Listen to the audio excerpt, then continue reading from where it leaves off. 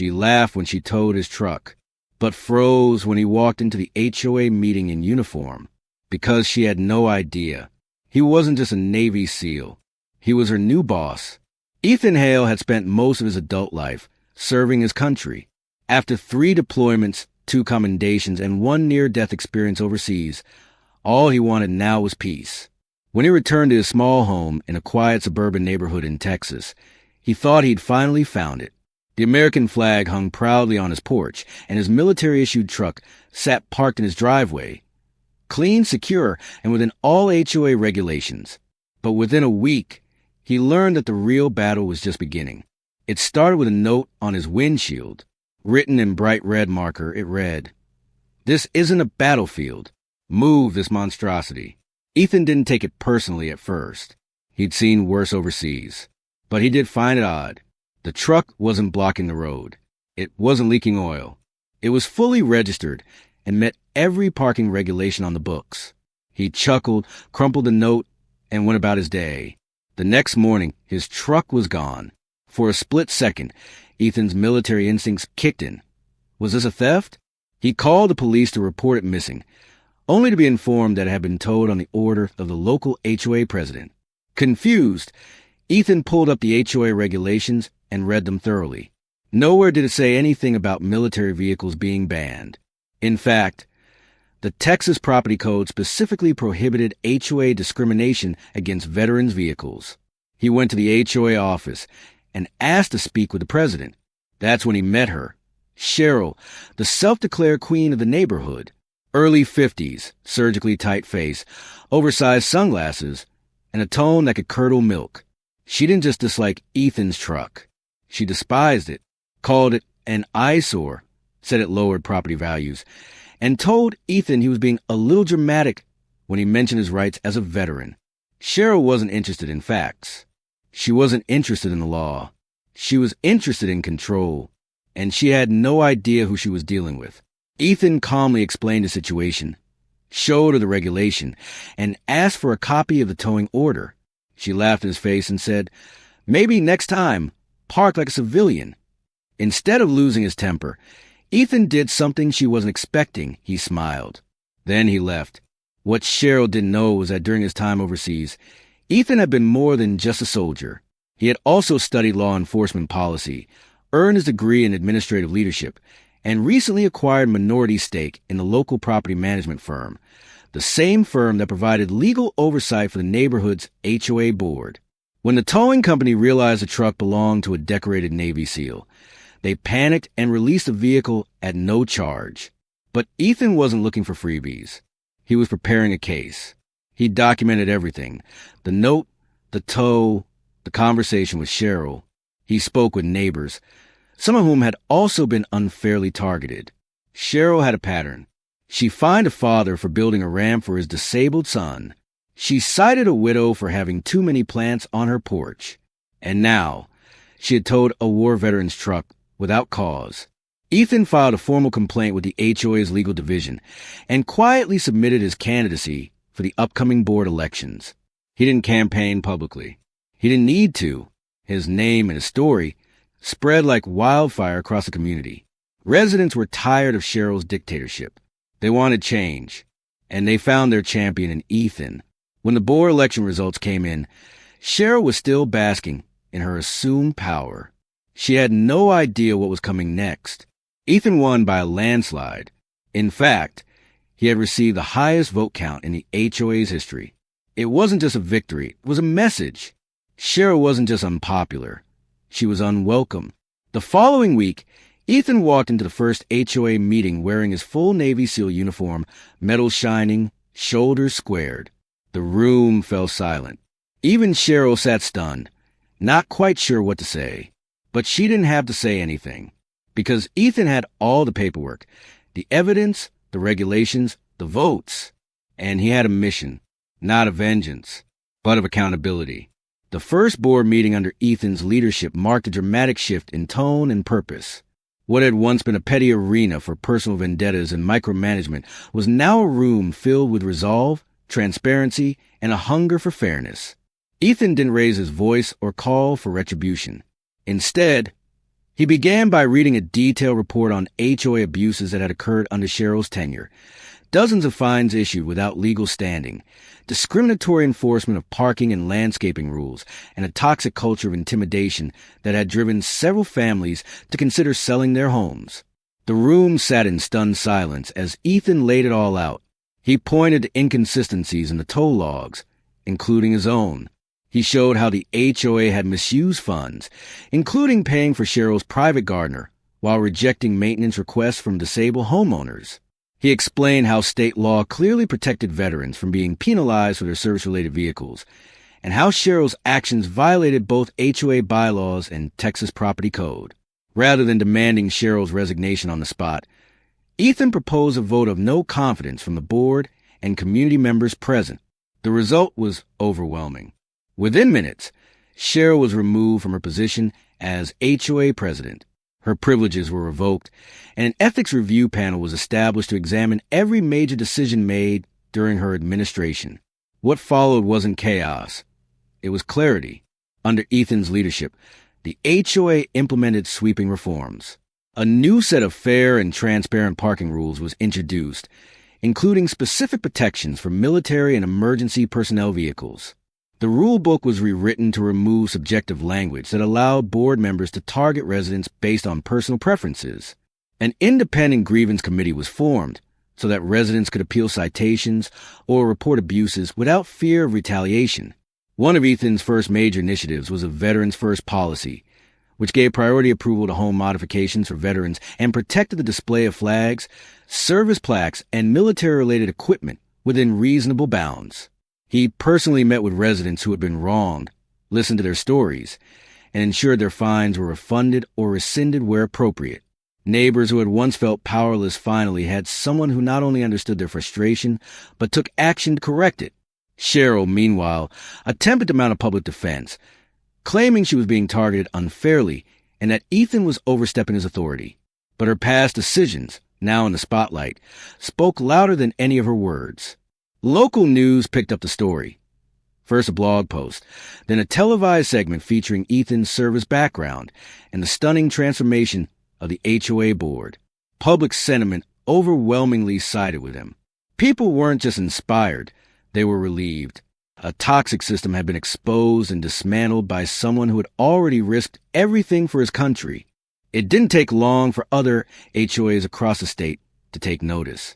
Ethan was invited to speak at property management conferences and veteran outreach programs, where he shared his experience and offered guidance on how communities could operate with integrity and respect. He didn't charge for these appearances. For him, it wasn't about recognition. It was about restoring dignity where it had been stripped away. Back in the neighborhood, things finally began to feel like home. Children played on driveways without fear of being cited for sidewalk chalk. A disabled couple was granted permission to build a custom ramp without months of delay. The mood shifted from tense and defensive to open and cooperative. People actually began attending HOA meetings again, not out of obligation, but because they believed their voices would be heard. Ethan never bragged about what he had done. He didn't need to. His actions spoke volumes. Where others had turned a blind eye or given up, he stood firm and used his strength, not to dominate, but to protect. And in doing so, he reminded his community of something they had nearly forgotten. True leadership doesn't look like control. It looks like service. Even those who had initially backed Cheryl began to change their tone. They apologized. They offered support. Some even volunteered for committees to help keep the new system balanced and just. The change wasn't just structural. It was cultural. And it had been sparked by one man who refused to be bullied, refused to stay silent, and refused to let power be used as a weapon. Ethan's victory wasn't just over Cheryl or the HOA. It was a win for every quiet, hard-working person who just wanted peace in their own home.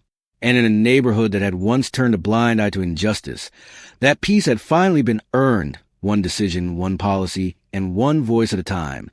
The ripple effect of Ethan's leadership extended far beyond his own community. As word of the HOA transformation spread through social media and local news, messages began pouring in from people across the country. Veterans, widows, single parents, and disabled individuals shared stories of similar mistreatment by HOA boards and asked how they could create the same kind of change.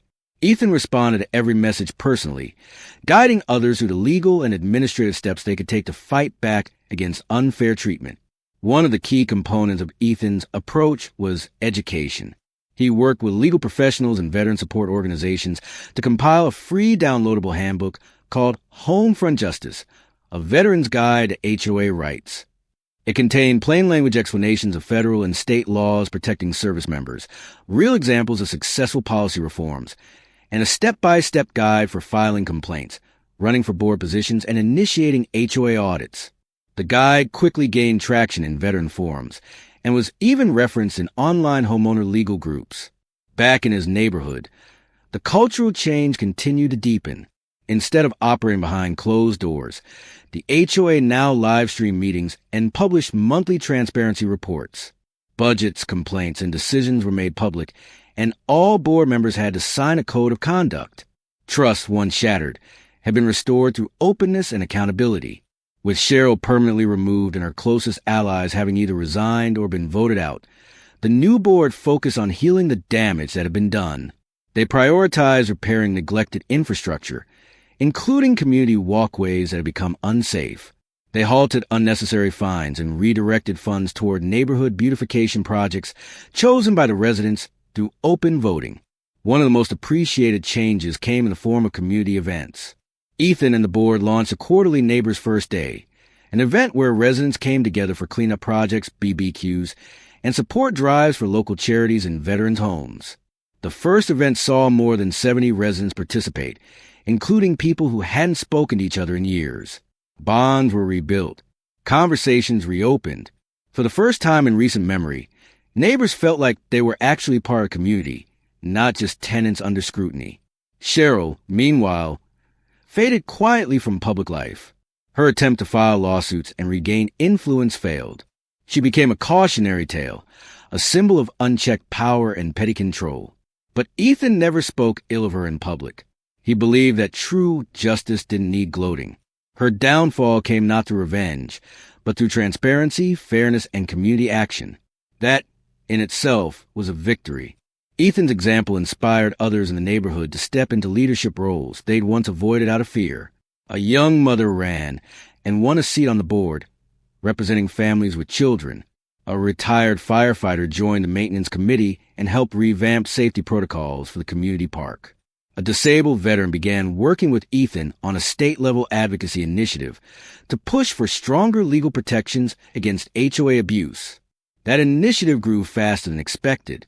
By the end of the year, Ethan had partnered with state legislators to draft a bill called the Veterans Home Protection Act, designed to reinforce federal protections against discriminatory HOA actions. The bill proposed harsher penalties for HOA boards that violated veterans' rights and ensured that any HOA rule could be challenged and voided if it contradicted state or federal law. Though still under legislative review, the bill gained bipartisan support and wide media attention. Ethan never intended to become a political figure or a public face. He just wanted to park his truck at home, live peacefully, and be respected like anyone else. But injustice has a way of pushing quiet people to become leaders. His military background had trained him to stand firm under pressure, but it was a sense of integrity and humility that made others follow his example. His story began with a tow truck and a petty power trip, but it evolved into a movement, one that reminded Americans that freedom and dignity shouldn't stop at the gates of a neighborhood, that no one should be bullied for their service, for their disability, or for simply wanting a peaceful life, and that when power is abused, it takes courage, not anger, to restore balance. What Ethan built wasn't just a better HOA. It was a blueprint for how communities could choose fairness over fear, respect over control, and unity over division. His neighborhood, once ruled by arrogance and intimidation, had transformed into a place where residents looked out for each other and stood up for what was right. Months passed, and the neighborhood Ethan had helped rebuild was thriving. But it wasn't just the physical improvements or the policy reforms that made the change so profound. It was the shift in mindset. People no longer saw the HOA as a threat or a nuisance. They saw it as a platform for collaboration, a system that could work for them instead of against them. Ethan's influence had sparked a quiet revolution in how people viewed leadership, service, and community involvement. A particularly moving development came when several veterans in surrounding neighborhoods reached out and asked if Ethan would consider expanding the model to other HOAs. He hadn't planned on it, but the volume of requests and the heartbreaking stories that came with them couldn't be ignored. Elderly veterans fined for installing railings. Gold Star mothers cited for having memorial plaques on their porches. Families with children in wheelchairs punished for necessary ramps that didn't meet arbitrary aesthetic rules. Ethan assembled a small volunteer task force composed of lawyers, retired service members, and civic-minded professionals. They called themselves Civic Shield, a grassroots group focused on defending homeowners from HOA overreach and educating communities about their rights. With donations and community support, they built a website, created printable resources, and started offering free online workshops. These workshops quickly grew in popularity. They weren't about politics or confrontation. They were about empowerment. Attendees learned how to challenge illegal HOA actions, how to organize their neighbors peacefully, and how to run for board positions themselves. Ethan's message was always the same. Real change doesn't come from yelling or threats. It comes from informed collective action. Media attention followed naturally. National outlets picked up the story of Civic Shield, and Ethan was invited to appear on a few morning shows. While he remained modest and direct, his calm and respectful approach earned widespread admiration. He wasn't trying to make enemies out of HOAs. He simply wanted them to act lawfully and treat people with dignity. In a time when outrage seemed to dominate every conversation, Ethan's steady leadership became a symbol of hope and common sense. One of the most impactful moments came when a school invited Ethan to speak on Veterans Day. Instead of delivering a typical speech about war or sacrifice, he spoke about home, about how a country is made up of communities, and how those communities are shaped by the people who stand up when something isn't right. His words resonated not just with students, but with their parents and teachers. They saw that patriotism wasn't just about waving a flag. It was about protecting the values that flag stood for. Inspired by his talk, the school launched a student-led service and civics initiative. Students began participating in local community cleanups, assisting elderly neighbors, and even sitting in on HOA meetings to observe how local governance worked. They were encouraged to ask questions, propose ideas, and stay involved. Ethan had planted a seed that was growing into a culture of responsibility and courage. Back in his neighborhood, life became peaceful again, but in a fuller, richer way. People felt safe leaving notes for each other that weren't warnings, but invitations. Barbecues were held in shared spaces that had once sat unused. Seasonal decorations returned to porches once stripped bare by rigid HOA enforcement. Veterans no longer had to hide who they were or worry about being singled out. There was no fear, no tension, just pride and a sense of unity that couldn't be mandated, only inspired. Ethan eventually stepped down from the HOA board, believing that leadership should be rotated and shared. He left behind detailed documentation of all the reforms, processes, and protections implemented under his guidance. He encouraged others to take up the mantle and keep the system accountable. It wasn't about control, he reminded them. It was about stewardship. Even after stepping down, he remained active in the background, offering support when needed, mentoring new board members, and continuing his work with Civic Shield. He knew that for every victory, there would be another challenge elsewhere, but he also knew that empowered people, once awakened, don't easily go back to silence. The story that had begun with a truck and a petty act of control had become a symbol of something much larger. How one person, standing calmly but firmly for what's right, can spark a movement that echoes through neighborhoods, communities, and even across generations. Ethan had shown that justice didn't require anger. It required patience, knowledge, and the courage to act when others wouldn't. And in doing so, he didn't just reclaim his driveway.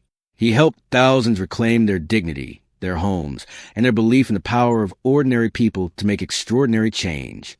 As Civic Shield gained momentum, Ethan began to see the deeper layers of the issue.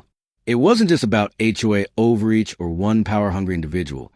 It was about the unchecked systems that allowed those behaviors to go unnoticed or unchallenged. Many homeowners simply didn't know their rights, while others feared retaliation. The imbalance of power often meant that a few people, armed with little more than a clipboard and a title, could wield significant influence over the daily lives of entire communities. To address this, Civic Shield partnered with a network of pro bono attorneys and veteran advocacy groups to draft a national awareness campaign. They called it Rights on the Block, a reference to both neighborhood blocks and the foundational rights of homeowners. Billboards, YouTube ads, and social media posts spread the message. HOA rules stop where your rights begin. The campaign reached millions and sparked thousands of conversations online. Some share horror stories. Others posted small victories they had won thanks to Ethan's guides and workshops. In response, a few HOA boards pushed back. They accused Civic Shield of inciting rebellion or trying to undermine order. But those criticisms fell flat. Civic Shield wasn't encouraging chaos. It was teaching accountability. Ethan responded by inviting open debates and even offering to speak at HOA leadership seminars. He wanted dialogue, not division. Meanwhile, the original neighborhood where it all began continued to flourish. Without Cheryl's heavy-handed policies, residents found new ways to engage with each other. One homeowner began offering free gardening classes to seniors. Another started a small lending library near the community park. A young couple set up a shared tool shed for neighbors to borrow equipment instead of renting or buying. All of this happened not because someone ordered it, but because people felt free again, free to care, to contribute, and to live without fear of punishment for minor infractions. One of the most telling signs of change came during a community vote on whether to allow a family to build a backyard sensory play area for their autistic child. Under the previous board, this would have been denied instantly for violating visual uniformity standards. But now, not only was it approved unanimously, it was celebrated. Neighbors even volunteered materials and labor to help build it. The child, once isolated, was now embraced by the entire community. Ethan later said the single act symbolized everything he'd hoped to accomplish: compassion guided by justice. The local government also took notice. A city council member reached out to Civic Shield and proposed a pilot program where Ethan's model could be adopted across multiple neighborhoods. The idea was simple: empower residents with knowledge, build balance boards, and keep HOA governance transparent. Within months, 3 more communities had fully implemented the system, with dramatic improvements in resident satisfaction and a sharp drop in legal disputes. Civic Shield's efforts soon caught the attention of a national housing policy think tank, which published a case study titled From Conflict to Community: How One Veteran Changed the HOA Landscape. It praised the model for being both principled and practical. Ethan was invited to speak at a national conference on housing equity, where he shared his journey, not as a tale of personal victory, but as a roadmap for systemic reform. Throughout all this, Ethan remained grounded. He refused paid speaking offers and declined book deals. He was wary of turning his mission into a brand. His focus stayed on helping others replicate the change they needed in their own neighborhoods. He always reminded people that they didn't need to be a veteran or a lawyer to make a difference. They just needed to care enough to act. Civic Shield eventually developed into a registered nonprofit. Its programs were expanded to include tenant rights education, disability accommodation support, and leadership training for underrepresented community members. Grants and donations poured in, but the organization never lost its grassroots spirit. Volunteers, not executives, ran most of the programs. Stories were shared weekly on the website to highlight how everyday people were taking charge of their communities. Through it all, Ethan remained a quiet presence. He didn't seek fame or applause. What fulfilled him was knowing that neighborhoods once ruled by fear were now shaped by respect and kindness. The injustice he had faced, once painful and isolating, had become a catalyst for widespread reform. In turning his own frustration into action, he had created something enduring. What had begun as one man standing up to a petty abuse of power had transformed into a nationwide movement, proving that when fairness leads and neighbors unite, even the most broken systems can be rebuilt into something just lasting and truly worthy of the people they serve. As Civic Shield matured into a national organization, its reach extended into corners of the country where HOA abuses had previously gone unchecked. From small towns in the Midwest to sprawling subdivisions in the Southeast, Homeowners who had long felt silence were now finding allies and resources. Ethan's approach, focused not on confrontation, but on education, structure, and reform, became a model that thousands adopted. He had proven that change didn't require aggression. It required clarity, persistence, and the courage to challenge the status quo with facts and principle. One of the most profound impacts of Civic Shield was how it empowered people who had never considered themselves leaders before.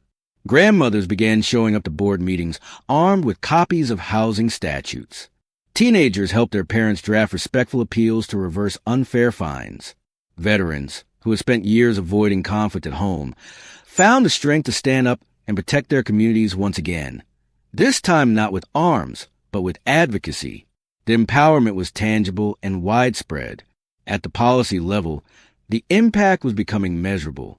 In several states, legislators began citing Civic Shield's work as a reason to reevaluate HOA oversight laws. Hearings were held where Ethan's handbook, Homefront Justice, was entered into the public record. Lawmakers on both sides of the aisle acknowledged that while HOAs had been created to preserve order and property values, too many had evolved into private governments, often with little accountability. Draft legislation started appearing that proposed mandatory training for board members, resident voting rights expansions, and independent ombudsman offices to handle complaints. Many of the very principles Civic Shield promoted from the beginning. Within the organization, new chapters began to form under the guidance of regional leaders trained in Ethan's methodology. These chapters served as local hubs for support, training sessions, and legal clinics. A teacher in Georgia, a retired nurse in Arizona, and a community organizer in Oregon were just a few of the passionate individuals who stepped up to lead. What they all had in common was a deep belief in fairness and a refusal to let bureaucracy crush the spirit of neighborhood life. Civic Shield also launched a scholarship fund for students interested in public service and community law, inspired by the hundreds of young people who have been following the movement through school programs and civic clubs. The scholarships were named in honor of veterans who had faced discrimination in their own communities. Each award recipient pledged to use their education to serve the public interest, continuing the legacy Ethan had built. As the organization continued to expand, Ethan remained closely involved, not as a figurehead, but as an advisor and mentor. He regularly held virtual office hours where people could ask questions, share stories, or get guidance. He trained volunteers in conflict resolution, taught classes on state housing codes, and even helped revise HOA templates to ensure compliance with federal disability and veterans' rights laws. Though his influence was spreading across the country, Ethan kept his personal life simple. He still lived in the same house, parked the same military truck in his driveway, and attended local events in his neighborhood. He believed in staying rooted, in being a visible part of the community that had once been at the heart of his struggle. His neighbors saw him not just as a former Navy SEAL, but as someone who had changed the very fabric of their shared experience.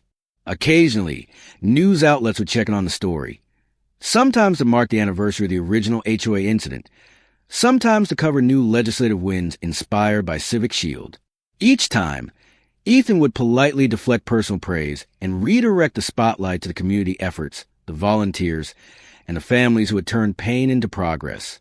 He maintained that he had only done what anyone should do when faced with injustice: stand up, speak out, and stay steady. Ethan's legacy was not in the number of interviews he gave or laws he helped influence. It was in the ripple effect of ordinary people discovering their own voice. Neighborhoods that had once operated under fear-based rule had become places of cooperation and compassion. Residents no longer felt powerless. They felt protected. They knew the rules, they knew their rights, and they knew that someone, somewhere, had walked the path before them and had left a map. The strength of Ethan's journey wasn't measured by what he took down, but by what he built in its place. An enduring movement, a community-first approach to governance, and a nationwide reminder that dignity, once demanded, cannot be denied forever. Civic Shield was no longer just a name. It was a promise to every homeowner, veteran, parent, and neighbor that fairness still had a place on their block. Respect isn't given, it's earned. But when you disrespect someone who already earned it for the whole nation, expect karma to come knocking. If you believe our veterans deserve better, hit that like button, share the story, and subscribe for more real justice tales.